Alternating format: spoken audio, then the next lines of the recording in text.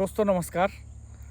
आज हमारे साथ फिर से हैं वरिष्ठ पत्रकार राजेश शर्मा जी और हम आज चर्चा करने वाले हैं एक बहुत ही रोचक किस्से पर। हुआ यूँ कि अभी कल जो है एक खबर आई कि समाजवादी पार्टी ने मुजफ्फरनगर के पूर्व सांसद कादिर राणा के बेटे की पत्नी को मोरना सीट से विधानसभा का टिकट दे दिया है।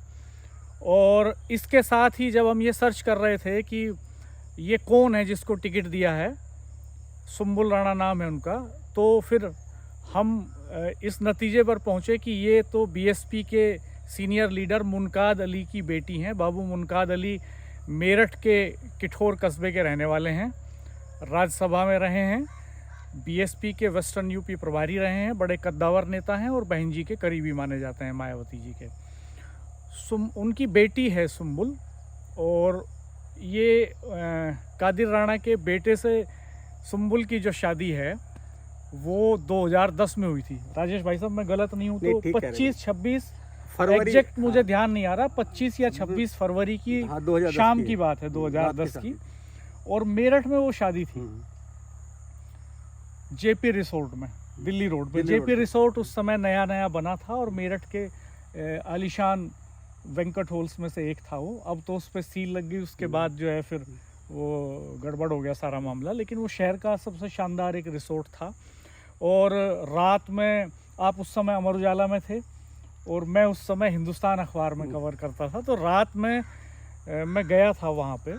मुझे उस समय के हमारे एडिटर थे दिनेश मिश्रा जी हिंदुस्तान के, उन्होंने कहा कि आप जाओ थोड़ा 2-4 घंटे गपशप करना उधर ही, वहीं दावत वावत उड़ाना, और फिर जो गतिविधियां होंगी, आमतौर पे ऐसे समारोह में राजनीतिक गतिविधियों का अंदाज़ा हो जाता है कि चल क्या रहा है, होने वाला क्या है, तमाम चर्चाएं होती है ऑफ द रिकॉर्ड। तो मैं 1.5-2 घंटा लगा के वहाँ से निकल आया। बड़ी भीड़ थी उस शादी में। नहीं, एक वजह थी पूरे वो वजह ये थी, हाँ, उस समय चूंकि बसपा की गवर्नमेंट थी उत्तर प्रदेश में, और बाबू मुनकाद अली को ये माना जाता है कि पश्चिम उत्तर प्रदेश के सीएम है, मिनी सीएम। दूसरा कि कादिर राणा जी भी पश्चिमी मुजफ्फरनगर से बसपा के सांसद थे। 2009 के चुनाव में वो जीते थे। तो ये भी प्रभावशाली थे क्योंकि ये कारोबारी भी हैं और इस क्षेत्र में इनका भी अपना रुतबा है। और बाबू मुनकाद अली का इसलिए रुतबा था क्योंकि बसपा के वो बड़े नेता थे और उनकी बेटी की शादी थी। तो ऐसे बहुत सारे लोग थे उस सरकार के लोग जिनके पास कार्ड था, मंत्री, पूरा ये मानो पूरा सचिवालय उस समय मेरठ में था। और चूंकि अमर उजाला में मैं उस समय था, अमर उजाला के पास में वो फार्म हाउस दिल्ली रोड पे, अमर उजाला का ऑफिस है मोकमपुर में। तो हम, चूंकि हमारे पास भी कार्ड था, बाबू मुनकाद अली साहब का कार्ड भी आया था और इधर कादिर राणा साहब का भी कार्ड भी था। तो जो वहाँ थे सब सीनियर रिपोर्टर, सबके पास कार्ड था। तो सब लोग, एक तो ये था कि चलो भाई एक बार सबसे बातचीत करेंगे। वहाँ चूंकि वीआईपी लोग आएंगे, वहाँ कैबिनेट सचिव भी आए थे उस शादी में, और तमाम उत्तर प्रदेश के, देश के तमाम बड़े मंत्री उस शादी में थे। मैंने कहा सबसे संवाद करेंगे, बातचीत करेंगे। और राणा जी वो जो सीन है, क्योंकि वहाँ हाथी आए भाई, सरकार में थे, मतलब इतनी शाही शादी थी वो कि बाहर बैंड बाजे थे बहुत सारे, कई किलोमीटर तक कार पार्क करने की जगह नहीं मिल रही थी, और हाथियों को सजा करके बाहर खड़ा किया गया था प्रवेश द्वार के पास लोगों के स्वागत के लिए, और उस पे बैठे हुए महावत जो है फूलों की बारिश कर रहे थे। बड़ी शानो शौकत वाला जलसा था एक तरह का वो। और मैं तो वहाँ से चला आया था क्योंकि मुझे उस दिन एक और शादी में भी जाना था। और जैसे ही मैं ऑफिस तक पहुँचा तो तुरंत फ़ोन की घंटी बजने लगी और सूचना मिली कि एक हाथी महाशय बिगड़ गए हैं और उन्होंने 40-50 कारें पलट दी हैं। हाथी जो है वो सूंड कार के नीचे घुसाता था और कार को पलट देता था। तो लोग कारों से निकल के भागने लगे, जाम लगा हुआ था। और फिर पलटने के बाद हाथी पाँव से उसको कुचलता भी था। तो 40-50 गाड़ियां उसने ऐसे डिब्बा बना दी। ऐसे हुआ था। और घंटों अफरा तफरी का माहौल। आप तो क्राइम देखते थे उस समय। 200-250 पुलिस के लोग, एसएसपी, एसपी सिटी, एसपी देहात, कई थानों के सीओ, 200 से ज़्यादा पुलिस वाले सड़कों पे दौड़ रहे थे बदहवास। नहीं, उस समय था, हम लोग तो चूंकि देर से इसलिए गए थे क्योंकि जो पॉलिटिकल रिपोर्टर थे वो तो अपना सब समय बातचीत कर रहे थे सब वीआईपी से। अब हमें किससे कोई वीआईपी से बातचीत नहीं करनी थी। हमें तो ये था कि भाई निमंत्रण है, जाएंगे, खाना दावत खाएंगे, उड़ानी है चले आएंगे। और थोड़ा इसलिए देखना हम है देर कि से गए। हाँ। और जब हम गए, जब उस समय गए, हाँ। तो चूंकि गाड़ियाँ इतनी थी कि अपनी गाड़ी तो कार्यक्रम स्थल से लगभग 600-700 मीटर दूर खड़ी करनी पड़ी। तमाम हाईवे पे, रोड पे सब गाड़ियाँ खड़ी थी। जब वो एक हाथी, जब हमने देखा कि महावत को पटक दिया, जो ऊपर बैठा हुआ था, पहले हाथी ने महावत को पटक सूंड से पटक दिया। शेरा था उस हाथी का नाम, शेरा नाम था। और आप देखो कि उस समय जो ये था, मतलब जो अंदर वीआईपी थे उनमें जिस तरह भगदड़ मची हुई थी, पहले तो हम ये नहीं सोच पाए, जो वो इतनी भयंकर जो भीड़ भाड़ थी कि हो क्या रहा। हमें एक बार ये लगा कि कोई गोली वोली चली तो इसको शायद गोली लगी, झगड़ा हो गया। लेकिन जैसे पास गए, जब एकदम भागे लोग वहाँ से, और हाथी का ये हाल था कि वो किसी तरह महावत ने हाथी को रोड से साइड कर दिया। जो वो होता है ना, वो गर्दन होने वाला, किसी तरह अंकुश से उसे कर दिया।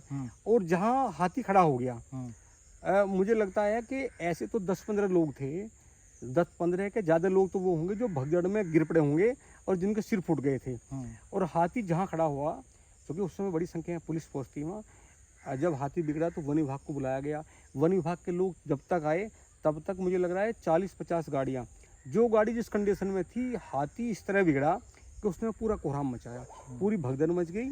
और वहाँ उस शादी में मतलब वीआईपी जो आ गए वो तो आ गए। उस समय ये आलम था, जो अंदर थे वो बाहर जाने की हिम्मत ना कर सके और जो बाहर थे वो अंदर आने की हिम्मत ना कर सके।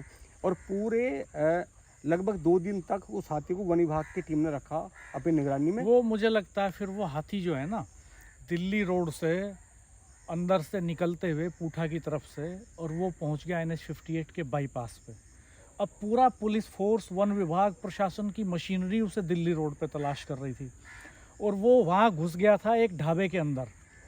ढाबे के अंदर घुस के वो खड़ा हो गया, और रात का समय था, तो जैसे ही वो घुसा और उसने सूंड घुमाई तो ढाबा भी ध्वस्त कर दिया उसने, बहुत नुकसान। तो तब NH-58 के बाईपास पे भी पूरा हड़कंप मच गया एक तरह से। और ये पुलिस जो यहाँ तलाश रही थी, जब पुलिस को फ़ोन करने शुरू किए लोगों ने कि साहब हाथी आ गया है यहाँ पे, क्योंकि NH-58 वालों को तो पता नहीं था ये शादी में बिगड़ा हुआ हाथी है, तो वो वहाँ से फ़ोन कर रहे थे। तब पुलिस को लगा कि ये कोई दूसरा हाथी है या वही हाथी है। तो 18 घंटे तक ये ऑपरेशन चला था। तब ट्रैंक्विलाइजर गन मेरठ में नहीं होती थी, आगरा से मंगाई गई थी आगरा या देहरादून से शायद, मुझे एग्जैक्ट ध्यान नहीं पड़ रहा। वो ट्रैंक्विलाइजर गन आई, तब हाथी महाशय को जो है ट्रैंक्विलाइजर गन मार के माथे में बेहोश करा गया, शेरा को, और बेहोश करके तब पकड़ के उसको ट्रक में लाद करके फिर शायद देहरादून उसे लेकर के गए थे। बाद में शायद वो बीमार भी पड़ गया था, बाद में बीमार हो गया था। और ये शादी फिर जो है, इस शादी की धूम, सुम्बुल की शादी की धूम दूर तलक गई। पहले जब शादी की तैयारी चल रही थी, तो तमाम पूरे मीडिया जगत में चर्चा थी कि भाई ऐसी वीआईपी शादी हो रही है, और उसमें तमाम मीडिया, नेशनल मीडिया सब यहाँ आई हुई थी, और उसमें ये था कि भाई कवरेज करेंगे कि शाही शादी हो रही है। लेकिन डॉक्टर साहब, जब रात में हाथी का उत्पात मचा, तो मुझे लग रहा है कि तमाम अखबारों में वो सिंगल या डबल कॉलम समाचार तो हो गया कि वो शादी आई। वीआईपी को तो भूल गए कौन वीआईपी आई, और दो पेज हाथी के उत्पात में शेरा ले गया। सुम्बुल की शादी का जो जलसा था, फंक्शन था, वो पीछे चला गया, और हाथी शेरा जो है वो पूरी कवरेज ले गया। पहले पेज पे पूरा आधा पेज, फ्रंट पेज, फिर अंदर एक दो पेज, अंदर 2 पेज गाड़ियाँ। आप देखो ना कि जो आसपास के, जैसे पुट्ठा गांव है, रिठानी गांव है, उधर ये जो रिठानी गांव है, आसपास के गांव में इतना कोहराम था। जब ये कहा गया कि हाथी को सड़क से हटा दिया गया, वो गांव की ओर चला, लोगों में दहशत थी, लोग हथियार ले लेके, बहुत सारे फोटो छपे ऐसे पुट्ठा गांव में, सब लोग सड़कों पर आ गए। अच्छा, दहशत ये थी कि जब इतनी सारी कि हाथी, ये बताया गया कि हाथी पागल हो गया। अच्छा, पागल हाथी होता है तो कोई सामने आता नहीं है, तो दहशत थी। और आप ठीक कह रहे हैं, कम से कम 24 घंटे 18 घंटे मुझे याद पड़ रहा है कि 18 घंटे बाद वो काबू में आया था। और ये चर्चा इसलिए दोस्तों कि सुम्बुल को अब टिकट मिल गया मीरापुर से, वो चुनाव लड़ेंगी, सॉफ्ट फेस हैं, इकरा हसन की तर्ज पे चुनाव लड़ाना चाहते हैं कादिर राणा अपने बेटे की बहू को, और MA पास हैं सुम्बुल।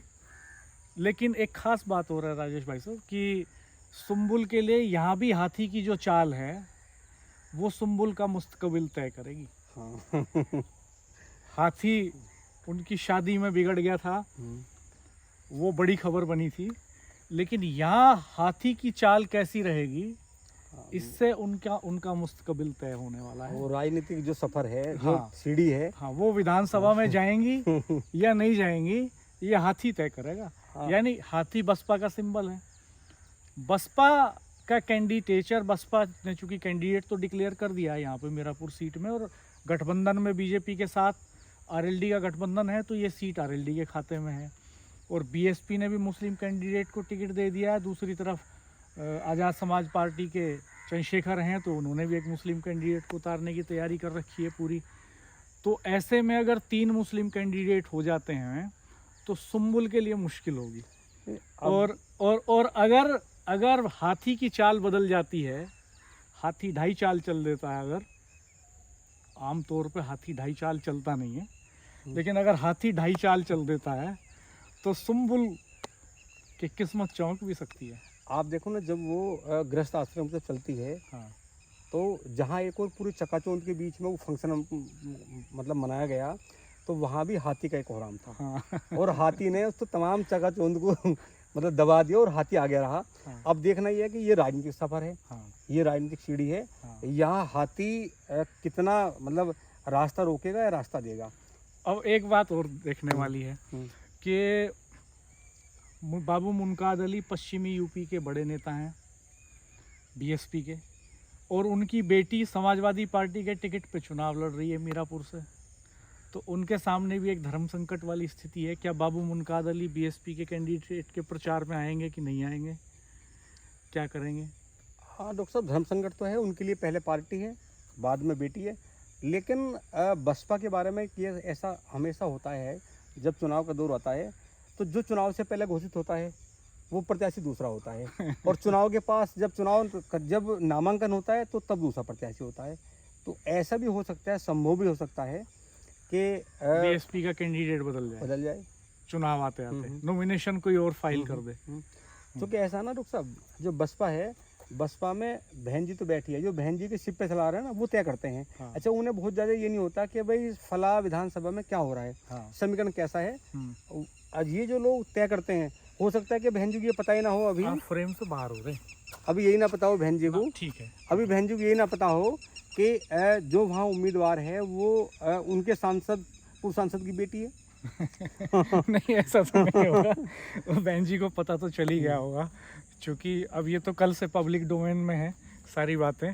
तो ऐसा तो मुझे यकीन नहीं होता कि नहीं होगा, क्योंकि 10 ही सीटों पे चुनाव हो रहा है यूपी में, तो ये तो शायद बहन जी को पता चल गया होगा।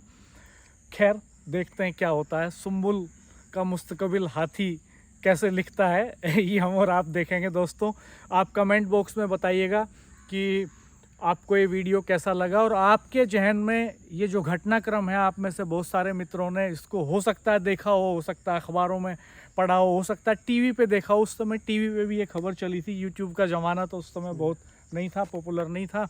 टीवी का उस समय जलवा था, तो टीवी पे सब जगह ये खबर उस समय थी। तो आप कमेंट बॉक्स में ज़रूर बताइएगा कि क्या होने वाला है मोरना में, क्या होने वाला है सुम्बुल का, हाथी क्या करने वाला है। हमारे चैनल को सब्सक्राइब कीजिएगा, बेल आइकन प्रेस कर दीजिएगा, नोटिफिकेशंस ऑन कर दीजिएगा। वीडियो अच्छा लगे तो मित्रों के साथ शेयर ज़रूर कीजिएगा। धन्यवाद, नमस्कार। और राजेश भाई साहब, आपका बहुत बहुत धन्यवाद। धन्यवाद डॉक्टर साहब।